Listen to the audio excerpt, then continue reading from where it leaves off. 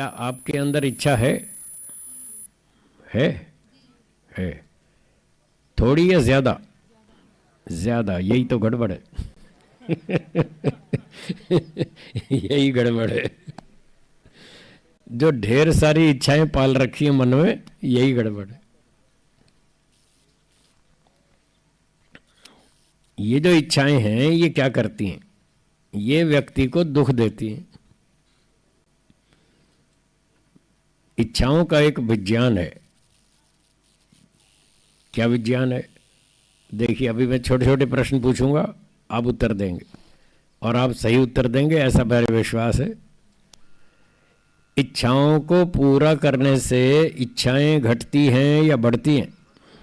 बढ़ती हैं। देखो, सबको पता है। इच्छाओं को पूरा करने से इच्छाएं बढ़ती हैं। क्या किसी व्यक्ति की सारी इच्छाएं पूरी हो सकती हैं? ये भी आपको पता है। पूरी नहीं हो सकती। कुछ इच्छाएं तो पूरी हो जाती हैं और कुछ इच्छाएं पूरी नहीं हो पाती। जो इच्छाएं पूरी हो गई वो तो ठीक है, वो आपको सुख देंगी। पर जो इच्छाएं पूरी नहीं हो पाई वो सुख देंगी या दुख देंगी? हाँ, अब पता चला ये इच्छाएं क्या गड़बड़ करती हैं। ये गड़बड़ करती हैं, ये दुख देती हैं। सारी इच्छाएं पूरी नहीं होती किसी की भी। चपरासी से लेकर राष्ट्रपति तक किसी की भी सारी इच्छाएं पूरी नहीं होती। एक दिन तो मैंने प्रवचन में यह भी कह दिया कि ईश्वर की भी पूरी नहीं होती। एक आदमी भड़क गया। ईश्वर की भी सारी इच्छाएं पूरी नहीं होती। एक व्यक्ति भड़क गया, आप क्या बोल रहे हैं? ईश्वर की इच्छा पूरी नहीं होती? ईश्वर तो सर्वशक्तिमान है, उसकी कैसे पूरी नहीं होती? मैंने कहा तो क्या हुआ, वो सर्वशक्तिमान है तो भी उसकी पूरी नहीं होती? बोला नहीं नहीं, मेरी तो समझ में नहीं आई बात, थोड़ा समझाइए, ईश्वर की कौन सी इच्छा पूरी नहीं होती?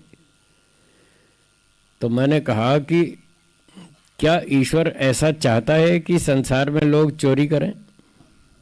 आप बताइए, क्या ईश्वर चाहता है लोग डकैती करें, लूटमार करें, हत्याएं करें, अपहरण करें, इस तरह के पाप कर्म करें? क्या ईश्वर चाहता है? तो क्या ईश्वर की ये इच्छा पूरी हो रही है? नहीं हो रही ना। इसलिए मैंने कहा था ईश्वर की भी पूरी नहीं होती। आप और हम क्या चीज़ है, हमारी कैसे पूरी हो जाएंगी? तो आज के सत्संग में ये पाठ याद कर लीजिए, किसी भी व्यक्ति की सारी इच्छाएं पूरी नहीं होंगी। आपकी भी नहीं होंगी, मेरी भी नहीं होती, किसी की भी नहीं होती। फिर आप सुखी होना चाहते हैं, हाँ या ना? दुख से छूटना चाहते हैं? उसका उपाय सुन लीजिए। अपनी इच्छाओं को कम करें। क्या बोला, दोहराइए। ये समाधान है दुख से छूटने का, सुखी होने का। ये समाधान है, अपनी इच्छाओं को कम करें। जब मैं ये कह रहा था अपनी इच्छाओं को कम करें, तो एक व्यक्ति ने कहा जी इच्छाएं छोड़ देंगे तो जिएंगे कैसे? मैंने कहा मैंने ये कब कहा कि सारी इच्छाएं छोड़ दो? ऐसा तो मैंने नहीं कहा। क्यों जी, कहा क्या मैंने? ऐसा तो नहीं कहा ना, सारी इच्छाएं छोड़ दो, ऐसा नहीं कहा। मैंने ये कहा अपनी इच्छाओं को कम करें, ये कहा। कौन सी इच्छाओं को कम करें, कौन सी इच्छाएं छोड़ दें? जो पूरी नहीं हो सकती उसको छोड़ दो, जो हो सकती है वो रखो अपने मन में, उसको पूरा करो, बस आप सुखी हो जाएंगे। 3 प्रकार की इच्छाएं होती हैं। एक प्रकार की इच्छाएं ऐसी होती हैं जो हमारे सामर्थ्य से बाहर हैं, हम कितना भी जोर लगा लें वो हमसे पूरी नहीं होंगी। मान लो आप जो यहाँ कोई कंपनी में काम करते हैं, नौकरी करते हैं, उनकी 30-40 हज़ार रुपये मासिक वेतन है। ऐसा व्यक्ति कोई ये इच्छा करे कि मैं 5 करोड़ की कार खरीदूंगा, तो उसकी ये इच्छा पूरी हो पाएगी? नहीं हो पाएगी। तो जो ऐसी अपनी क्षमता से बाहर की इच्छाएं हैं उनको तो छोड़ ही दें। दूसरे की देखा देखी नकल ना करें कि उसके पास ऐसी बढ़िया कार है तो मेरे पास भी होनी चाहिए। इच्छा करने में क्या देर लगती है? कोई देर नहीं लगती, कोई कठिन भी नहीं है। कितनी भी इच्छा कर लो फटाफट, परंतु इच्छा जो करें सोच समझ के करें। जो इच्छा आपके सामर्थ्य से बाहर है, ऐसी इच्छाएं या तो करें नहीं, कर लियो तो छोड़ दे। तो एक प्रकार की इच्छाएं ऐसी है। दूसरी इच्छाएं ऐसी हैं जो आप स्वयं अपनी शक्ति से पूरी कर लेंगे, अपने सामर्थ्य से आप पूरी कर सकते हैं, उसमें किसी और का सहयोग नहीं चाहिए। आप अपना बहुत सारा काम रोज़ स्वयं करते हैं, नहाना धोना है, अपना मोबाइल रखना, उसको चार्ज करना, कंप्यूटर अपना रखना, लैपटॉप रखना, उसका उपयोग करना, अपना सामान, कपड़े, जूते, बर्तन, बिस्तर, जो भी आप अपना काम करते हैं, तो ये बहुत सारे काम आप स्वयं कर लेते हैं, इसमें दूसरे का कोई सहयोग नहीं चाहिए। तो इस तरह की इच्छाएं अपने मन में रखिए और वो पूरी होती भी रहेंगी। आप आराम से अपनी इच्छा से पूरी कर सकते हैं, अपनी शक्ति से। ये दूसरे प्रकार की इच्छाएं हैं, ये ठीक है, रखनी चाहिए। पहली वाली कौन सी बताई थी? जो पूरी नहीं हो सकती, हमारे सामर्थ्य से बाहर हैं, उनको तो छोड़ दें, और जो आप स्वयं पूरी कर सकते हैं वो ज़रूर रखें। अब तीसरे प्रकार की एक और इच्छाएं हैं, वो ऐसी हैं पूरी हो तो सकती हैं पर आपके अकेले के सामर्थ्य से पूरी नहीं होने वाली, उसमें दूसरों का सहयोग चाहिए। अब अमित जी बैठे हैं, इनको सुबह ऑफिस जाना है, 8 बजे निकलना है घर से, तो 7:30 बजे नाश्ता तैयार चाहिए कि नहीं चाहिए ना? गरम गरम पराठे, मक्खन, दही, ये सब कुछ ना कुछ गरम गरम नाश्ता चाहिए। तो आपने अपनी पत्नी से कहा रात को, भाई मुझे 7:30 बजे नाश्ता दे देना, मैं नाश्ता करके और फिर ऑफिस जाऊंगा 8 बजे। अब नाश्ता आप खुद तो बनाएंगे नहीं, कौन बनाएगा? आपकी पत्नी बनाएगी। तो ये जो इस तरह की इच्छाएं हैं कि मुझे सुबह 7:30 बजे गरम नाश्ता चाहिए, ये इस इच्छा को पूरा करने में दूसरे व्यक्तियों का सहयोग लेना पड़ता है। पत्नी का सहयोग चाहिए, बिजली वालों का भी चाहिए, पानी वालों का भी चाहिए। बिजली भी आती रहनी चाहिए, आपकी मोटर बंद हो गई तो क्या करेंगे? गैस का सिलेंडर भी ठीक हो, गैस भी ठीक हो, और सारे साधन वो सब ठीक ठाक होने चाहिए। तो यदि सारे साधन ठीक रहे और सब ने अपना अपना योगदान दिया, बिजली वालों ने भी बिजली सप्लाई चालू रखी, पानी भी ठीक रहा, पानी की टंकी में पानी भी भरा हुआ है, नहाना धोना भी ठीक टाइम पर हो गया, और खाना भी ठीक से बन गया, गैस का चूल्हा भी है, गैस भी है, ख़त्म नहीं हुई, आदि आदि। तो जब सब कुछ अनुकूल हो तो आपकी ये इच्छा पूरी हो जाएगी। और इनमें कहीं भी बाधा आ गई फिर मुश्किल है, या तो टाइम पर नाश्ता नहीं मिलेगा या तो लेट होगा। पर आप चाहते हैं समय पर मिलना चाहिए, तभी हम ऑफिस ठीक से जा सकते हैं समय पर। तो इस तरह की जो तीसरी इच्छाएं हैं जो पूरी पूरी हमारे हाथ में नहीं है, उसमें अन्यों का सहयोग लेना पड़ता है। ऐसी इच्छाओं की कोई गारंटी नहीं है कि वो आपकी इच्छाएं पूरी हो ही जाएंगी, वहाँ दोनों संभावनाएं हैं। ऐसी इच्छाएं पूरी हो भी सकती हैं और नहीं भी हो सकती, हाँ या ना, दोनों संभावनाएं। जब दोनों संभावना है तो दोनों बात दिमाग में रखें कि 7:30 बजे कल सुबह नाश्ता मिल भी सकता है और नहीं भी मिल सकता, कोई बाधा भी आ सकती है। तो दोनों तरह की तैयारी रखें। अगर सब कुछ ठीक रहा और आपको 7:30 बजे गर्म नाश्ता मिल गया तो आपकी इच्छा पूरी हो जाएगी, ठीक है। और बीच में कोई बाधा आ गई और वो नाश्ता गर्म तैयार नहीं मिल पाया तो फिर आपको समस्या होगी कि मेरी इच्छा पूरी नहीं हुई, मुझे गर्म नाश्ता चाहिए था और वो मिला नहीं। फिर आपको मन में खटखट होगी, खिन्नता होगी, फिर गुस्सा भी आएगा, मूड खराब होगा और क्या क्या होगा।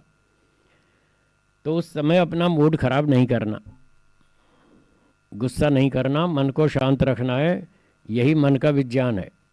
अब मन को कैसे शांत रखें, उसके लिए 3 शब्द हिंदी भाषा के बोलिए मेरे साथ। कोई बात नहीं। हाँ, ये आज की कक्षा में दूसरा लेसन याद करके जाना, ठीक है। पहला तो क्या बताया था, भूल गए? सारी इच्छाएं पूरी होने वाली नहीं है। और दूसरा ये है कि अगर इच्छा पूरी हो जाए तो ठीक है और ना हो तो बस 3 शब्द याद रखो, आपको गुस्सा नहीं आएगा।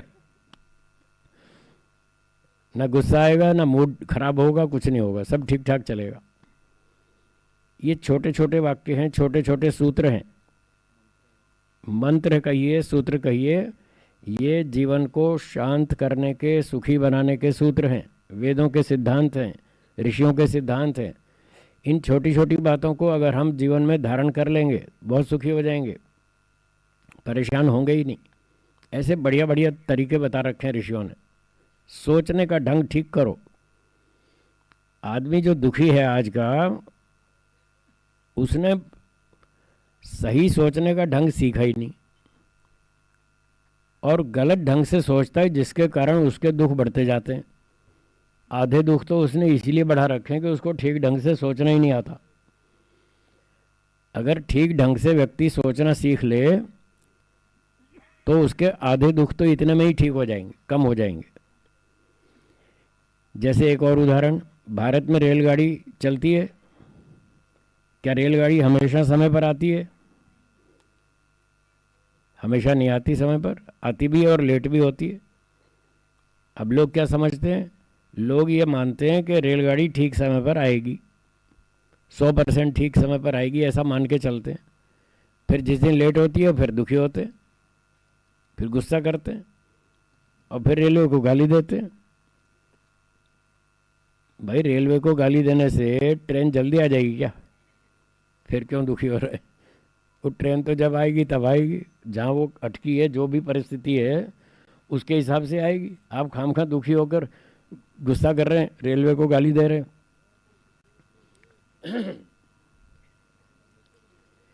तो ऐसा नहीं करना चाहिए।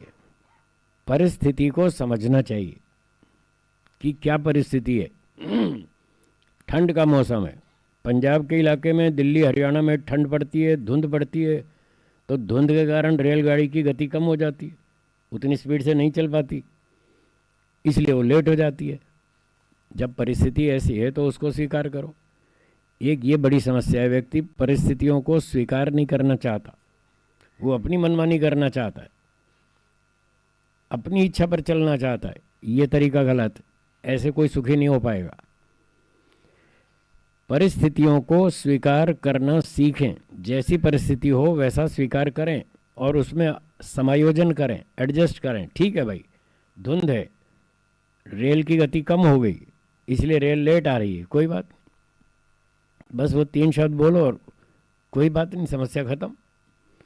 एक बार मैं कलकत्ता एयरपोर्ट पे बैठा रहा और वहाँ उस दिन क्या हुआ, 9 सितंबर लगभग, ऐसा याद है मुझे, 9 सितंबर की फ़्लाइट थी मेरी, कलकत्ता से दिल्ली आना था मुझे, सुबह 10 बजे की फ़्लाइट थी। तो मैं अपना 8 बजे एयरपोर्ट पे पहुंच गया अपना नाश्ता वाश्ता लेके। तो वहाँ पहुंचा तो देखा वहाँ स्टेटस लिखा था फ़्लाइट 2 घंटा लेट। तो मैंने कहा कोई बात नहीं, अब घर तो वापस क्या जाएंगे, चलो यहीं बैठते हैं अपना कुछ चिंतन करेंगे, कुछ स्वाध्याय करेंगे, पुस्तक पढ़ेंगे, 2 घंटा टाइम पास करेंगे, वापस कौन जाए। तो मैंने देखा 2 घंटा लेट है, मैं अपना बोर्डिंग पास लेके अंदर चला गया, अपना नाश्ता किया, बैठ गया, थोड़ा किताब पढ़ी, फिर देखा स्टेटस लिखा था 2 घंटा और लेट। कितने घंटे हो गई? फिर कहा 2 घंटा और लेट है, फिर कहा 2 घंटा और लेट है, फिर कहा 2 घंटा और लेट है, 10 घंटा लेट हुई। सुबह 10 बजे की फ्लाइट रात को 8 बजे चली दिल्ली के लिए कलकत्ता से। तो हम बैठे रहे, बस स्टेटस पढ़ते रहे और हमने कहा कोई बात नहीं, कोई बात नहीं बोलते रहे और दुखी नहीं हुए। एयर इंडिया की फ़्लाइट थी और हमारे और भी साथी थे उस फ्लाइट में, और भी यात्री थे। अब वो बेचारे दुखी हो रहे, ये साहब लेट हो रही है, 6 घंटा हो गया, ये क्या है, एयर इंडिया वाले पागल लोग हैं, आगे हमको दूसरी फ़्लाइट पकड़नी है, दिल्ली से हमारे कनेक्शन में मॉरिशस की फ़्लाइट है, कोई कहने लगा मेरी लंदन की फ़्लाइट है। अब वैसे तो कनेक्शन में मेरी भी ट्रेन की टिकट थी, नई दिल्ली से लुधियाना की शताब्दी एक्सप्रेस की, 4:30 बजे की मेरी भी टिकट थी कनेक्शन में। तो मैंने कहा 12 बजे दिल्ली उतरूँगा तो 4:30 बजे नई दिल्ली से ट्रेन पकड़ूँगा, और 8 साढ़े 8 बजे रात को लुधियाना पहुंच जाऊंगा। पर वो लेट होती रही तो मैंने कहा कोई बात नहीं, मैं दुखी नहीं हुआ। और बाकी लोग तो फिर शाम तक बुरी तरह से परेशान हो गए और उन्होंने वहाँ नारे लगाने शुरू किए, एयर इंडिया हाय हाय, एयर इंडिया हाय हाय। तो लेट क्यों हुई? उसका कारण ये था कि 8 सितंबर को रात को खूब ज़ोर से वर्षा हुई और खूब घने घने बादल इकट्ठे हो गए। अब फ्लाइट आती थी, अब पायलट को वो रनवे दिखाई नहीं दे, बेचारा कहाँ उतारे, इतने घने बादल। वो फिर चक्कर मार के वापस चला जाए, फिर दोबारा आया, फिर चक्कर मार के वापस चला गया। तो वो बादलों के कारण, मौसम ख़राब होने के कारण वो फ्लाइट सही समय पर नहीं चल पाई, इस कारण से लेट हुई। तो जब एयर इंडिया को गाली देने लगे, एयर इंडिया हाय हाय, एयर इंडिया हाय हाय, तो मैंने एक से पूछा, ये बादल एयर इंडिया ने इकट्ठे किए हैं क्या? तुम एयर इंडिया को गाली दे रहे हो, उसका दोष हो तो ठीक है, तुम उसके नारे लगाओ। अब बादल को एयर इंडिया ने थोड़ी इकट्ठे किए हैं, परिस्थिति को समझो भाई। जब मौसम ही खराब है तो पायलट क्या करेगा बेचारा, ऐसे पहाड़ में थोड़ी उतार देगा जहाज़ को। तो खैर ये मैंने एक उदाहरण सुनाया। ऐसे भारत में चलती रहती हैं, फ्लाइट भी लेट होती है, ट्रेन भी लेट होती है। फिर क्या हुआ, मैं रात को 11 बजे 10 बजे तो उतरा कलकत्ते वाली फ़्लाइट से। फिर मैंने अगले दिन की 4:30 की ट्रेन में बुकिंग कराई लुधियाना जाने के लिए। 3 बजे मैं उस यजमान के घर से निकला, वो मुझे स्टेशन छोड़ने जा रहा था। तो 3:30 बजे लुधियाना वाले का फ़ोन आया, बोला गुरुजी कहाँ पर हैं? मैंने कहा कार में। कि कहाँ जा रहे हैं? मैंने कहा स्टेशन। कि क्या, वो कौन सी ट्रेन? मैंने कहा शताब्दी। बोले शताब्दी 4 घंटा लेट है। अगले दिन शताब्दी 4 घंटा लेट। मैंने कहा ये तो बढ़िया टाइम पर चलती है, राजधानी शताब्दी को तो प्राथमिकता देते हैं। बोले आज वो भी लेट है। तो मैंने कहा कोई बात नहीं, तब भी मैं दुखी नहीं हुआ। फिर मैंने उसको कहा अच्छा 5 मिनट रुको, मैं आपको 5 मिनट बाद सूचना देता हूँ। तो मैंने अपना फ़ोन निकाला और देखा भाई कोई दूसरी ट्रेन हो है तो कोई और टिकट मिल जाए। तो एक स्पेशल ट्रेन मिली, जम्मू जा रही थी वो नई दिल्ली से, रूटीन की नहीं थी वो, स्पेशल ट्रेन थी, उसमें एक सीट मिल गई। तो मैंने तत्काल बुकिंग की, उसी समय पहले टिकट बुक की और बाद में उसको फ़ोन किया लुधियाना वाले को। मैंने कहा भाई मैं दूसरी ट्रेन में आ रहा हूँ, ये 5 बजे चलेगी, 9 बजे लुधियाना उतार देगी, तो आप चिंता नहीं करें, मैं रात को 9 बजे पहुँच जाऊँगा। बोला ठीक है। तो ये उदाहरण मैंने इसलिए सुनाया कि जब परिस्थितियाँ प्रतिकूल हो जाती हैं तो उस समय दुखी नहीं होना चाहिए, घबराना नहीं चाहिए और परिस्थिति को स्वीकार करना चाहिए। अपने मन को शांत रखना चाहिए, मन पर संयम रखना चाहिए और कोई बात नहीं कहकर उस दुख का समाधान करना चाहिए और अगला विकल्प ढूंढना चाहिए। तो मैंने अगला विकल्प ढूंढा ना कि भाई शताब्दी तो 4 घंटा लेट है, कोई और ट्रेन देखें। और बाई चांस मिल भी गई, आधे घंटे बाद 4:30 की बजाय 5 वाली ट्रेन मिल गई, मैंने उसमें टिकट बुक करा ली, फटाफट पहुंच गया रात को 9 बजे। तो मेरा आप सबसे निवेदन है, ऐसी परिस्थितियां सबके सामने आती हैं। आप भी यहीं रहते हैं धरती पे, मैं भी यहीं रहता हूँ, ना आप चांद पे रहते हैं ना मैं चांद पे रहता हूँ, दोनों को यहीं रहना है, दोनों के सामने ये समस्या आती रहती है। तो जब भी कोई समस्या आए तो उस समय घबराएं नहीं, चिंता ना करें, तनाव में नहीं आए, दुखी ना हो, परेशान ना हो, बल्कि मन को शांत रख करके अगला विकल्प सोचें कि अब और क्या ऑप्शन हो सकता है। ये तो समस्या हो गई सो हो गई, और रास्ता ढूंढो किस तरह से हम इससे बाहर निकलें। तो बस इतना ठीक ठाक सोच ले व्यक्ति तो बहुत सारे दुखों से, समस्याओं से बच सकता है और उसका मन